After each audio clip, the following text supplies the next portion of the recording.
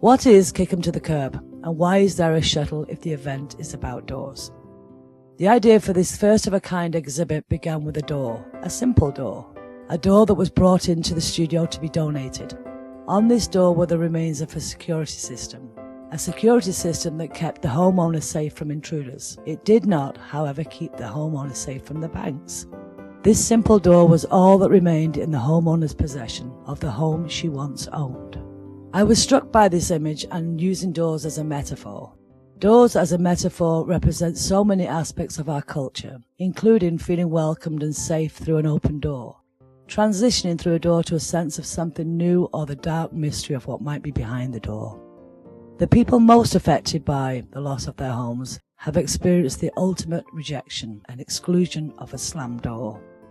In order to provide a platform for truth-telling and empowerment, former homeowners will have the rare opportunity to write their stories on the inside face of the door that has been painted black like a chalkboard. They can provide a clear first-hand account of what it's like to try to desperately hold on and then eventually be made to let go. It's only human nature to want to forget the recession and all the problems that went along with it. The local media has focused on home prices on the rise and generating new tourist income. The reality is that many people are still struggling, and like an onion, we are simply peeling back the layers to reveal what is at the core. Those who are willing to tell their stories should be commended for their resilience and courage to speak up. They've certainly become phoenix-like in the rising from the ashes to doggedly search for hope beyond the next door. The rest of us have a lot to learn from these people if we are willing to listen and observe. In the 8 weeks that followed, doors have come in and gone out to be painted. Artists, kids, grandparents, retired, unemployed alike have embraced the vision. Completed doors have come in from counties and galleries across Central Florida. Discarded doors have become works of art. Stories have been written about animals who have had to be discarded when families have been evicted from their homes. Dreams have been discarded in lieu of the very basic needs of life: a roof, a home, a door to close at night. These are the simple things we all want. And then there's a shuttle, built entirely out of doors. While homelessness is a global issue, the shuttle was the first thing that was kicked to the curb in Titusville, and was the first domino in the downward spiral of our community. When you enter the labyrinth of doors through the payload bay of the shuttle, you will enter a labyrinth of extraordinary art and story. We would like to thank all the people who have embraced this idea, painted doors, written their stories, offering helping hands and given doors which would otherwise have ended up in the landfill. The outpouring of emotion for this global situation has been overwhelming. Due to the great response of the exhibition, the exhibit will travel across the country. The first leg of the journey will be to Palm Bay, Florida. Ultimately, the doors will be on display throughout the United States, gathering more at each location. The national tour of this exhibit will culminate in New York City, and who knows, maybe across the pond. As this is not a local problem, it's a global problem. Life was good. I was making a good salary. My wife didn't have to work. We went on vacations and bought nice things for our home.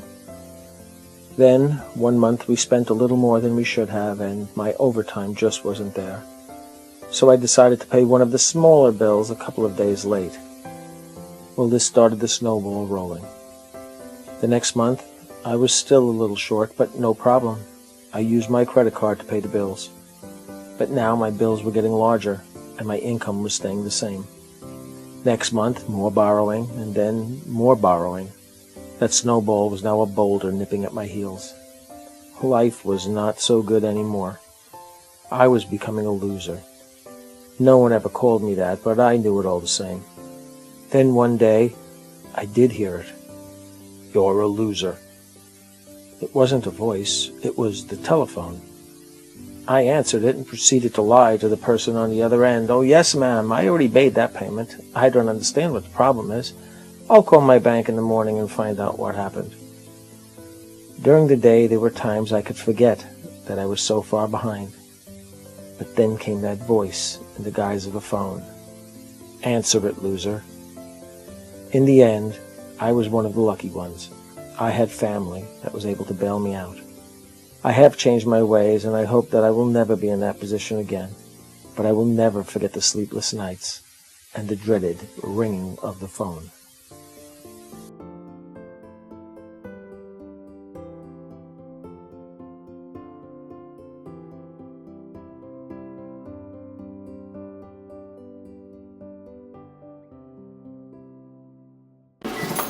At the StoneFire Art Gallery in Titusville, you walk through this unforgettable passageway lined with dozens of doors.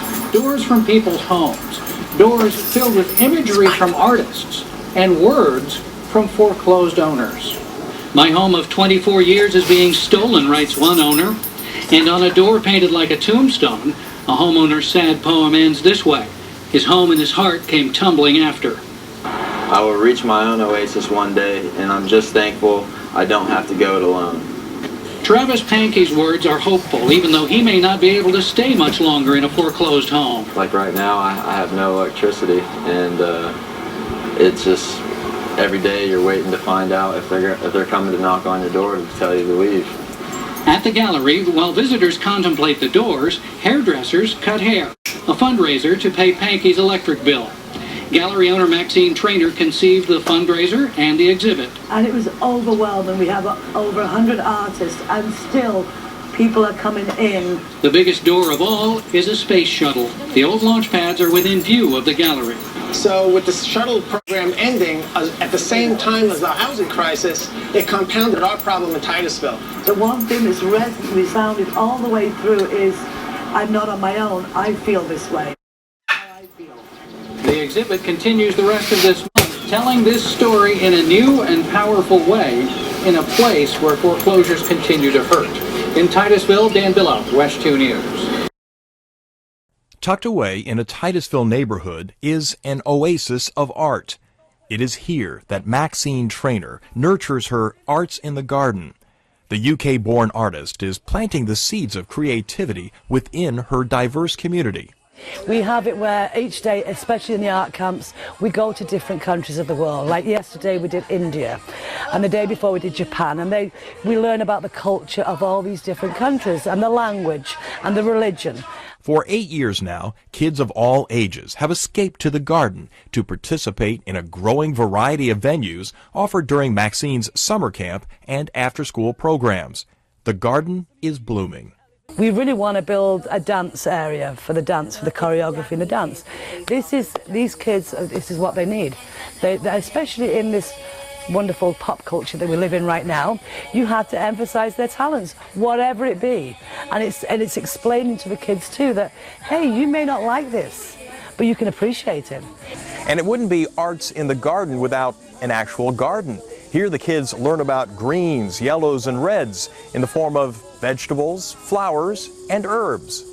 And it's not just for kids. Maxine has 7 interns, 14 to 21 years old. For their 20 hours of weekly training, they exchange work to keep the gardens flourishing, as they too are growing as artists. The staff is all volunteers, former teachers, veterans, and moms. Local musicians are coaching the budding talent. Fees are a formality. This garden flourishes with community contributions. The people of Titusville have been fabulous with donations. They donate. They come up and say, I've got all these paints in my garage. Do you want it? I'm like, awesome. Local businesses have contributed construction materials to expand the covered areas. The city offered old street signs, which have been turned into art with a message. Everything that you see around in this garden is recycled. It's from a dumpster, it's from somebody donating it. Many people come along, they're fabulous. They come along and bring tables, chairs. Maxine's ultimate goal is to open a school of the arts, utilizing local talent and the power of art to change kids' lives. It's finding a way to express yourself in every shape or whatever it is. These kids, everybody has to express themselves. Great therapy, cheaper than therapy any day, way cheaper.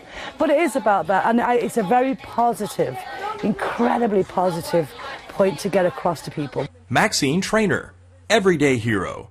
For News 13, I'm Ed Highland. Hello. My name is Samaya Speed, and I am an intern at StoneFire Studios. Today I'd like to present a piece that I've written describing how important art is to our communities and how we interact with each other. It's no secret that the world is full of a variety of actions that disservice our global community, and a majority of these actions we ascribe to one individual's desire to make a careless decision without reaping any consequences. But recently, one of the most careless decisions, the decision to cut art programs, has been made not because of an individual's desire, but because of the collective agenda of efficiency. Statistics don't have to be preached to those of us who see art, its creativity, and the curiosity that it instills in the youth deteriorating from our own communities. We see each day how more and more of the youth are repeating the actions and deeds of others instead of looking inside themselves and fluently expressing themselves as individuals. For decades, art has been labeled as something to be ignored or something to be pursued in one's own time, instead of being presented as a viable candidate for personal success. Consequently, students are being forcibly ushered into other intellectual fields and being taught to see art as essentially useless. This is awful for our community. This is awful for the way that we express ourselves as human beings. And we've heard stories time and time again about, how would life be without textbook diagrams or graphic design?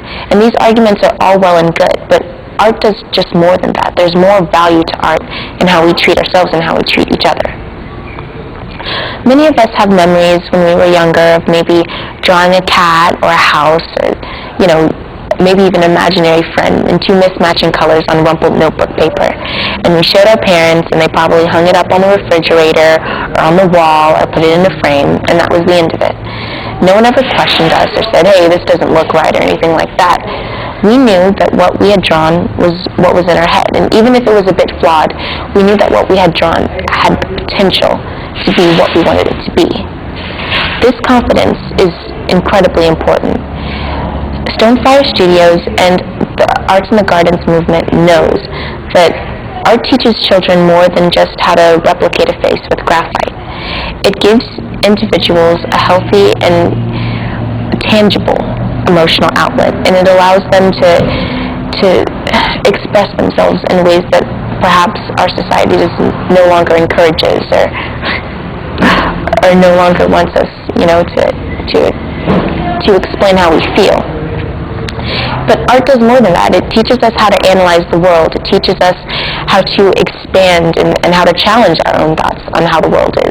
It teaches us to intellectually exchange with others in ways that we didn't think possible because we were so focused on perhaps the physicality of the situation or the environment. But in art, we see that there is no judgment. It's all about the mind. It's all about the emotions and how we express ourselves. Art also teaches the youth to be adamant about their passions and adamant about their visions. It teaches us to take our perceptions of the world and rearrange them, to change the definition and environment of what we think, and to apply it to different situations. There's always room for change and improvement when it comes to art. There's always room for tweaking something here or there, and it teaches us to always be on our toes, to always think of something new or think of something in a different way. Arts in the Gardens was founded 7 years ago in 2006. Maxine, StoneFire Studios, and the Arts in the Gardens movement was made to illustrate to others how keen the perceptions of the youth are. In today's world, we see all the time on the news or just in conversation, we like to say or refer to how the upcoming generation, has no direction or we're not quite sure what they're doing or what's going on in their heads. But a lot of the beauty that comes from the upcoming generation often goes ignored. StoneFire Studios and the Arts in the Gardens movement want to act as a sounding board to take the fantastically unique creations of people who, although they may not become the next Picasso, deserve to have their voice heard nevertheless. It also reaches out to those who have lifestyles or resources that may not allow them to propagate these desires of artistic expression and see the world in a completely new way.